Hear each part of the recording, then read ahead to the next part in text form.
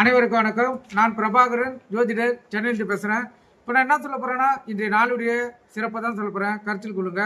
குரோதி வருடம் பங்குனி மாதம் 11ஆம் தேதி செவ்வாய்க்கிழமை, ஆங்கில வருடம் மார்ச் 25, 2025.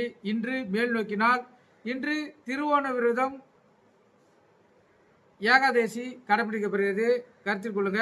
அதே போல் இன்று இந்த அபிஜித் முகூர்த்தமும் வருது. கருத்தில் கொள்ளுங்க. அபிஜித் முகூர்த்தத்துடைய டைம் பார்த்தீங்கன்னா மதியம் 1:30 2:15 மட்டும். அபிஜித் முகூர்த்தம் மிக சிறப்பான முகூர்த்தம். வாழ்க்கையில் நீங்கள் வெற்றி பெறக்கூடிய முகூர்த்தம். உங்களுக்கு தேவையான கோரிக்கைகளை அந்த முகூர்த்த டைமில் வச்சிங்கன்னா 100% உங்களுடைய எண்ணங்கள் நிறைவேறும். கருத்தில் கொண்டு பயன்பெறுங்க. நட்சத்திரம் இன்று அதிகாலை 12:57 வரை உத்திராடம், பின்பு திருவோணம். திதி இன்று அதிகாலை 1:22 வரை தசமி, பின்பு ஏகாதேசி. யோகம் இன்று முழுவதும் சித்த யோகம். சந்திராசு நட்சத்திரம் திருவாதிரை, புனர்பூசம். ராசி பார்த்தீங்கன்னா மிதுனம், கடகம். இந்த மிதுனம் கடகம் மிக கவனமாக இருக்கணும். அதே போல் லக்னக்காரங்களும் கவனமாக இருக்கணும். சந்திராசனம் அது வேலை செய்யும். நல்ல நேரம் காலை 8:12 to 9, மாலை 4:30 to 5:30. கௌரி நல்ல நேரம் காலை 10:30 to 11:30, மாலை 7:30 to 8:30.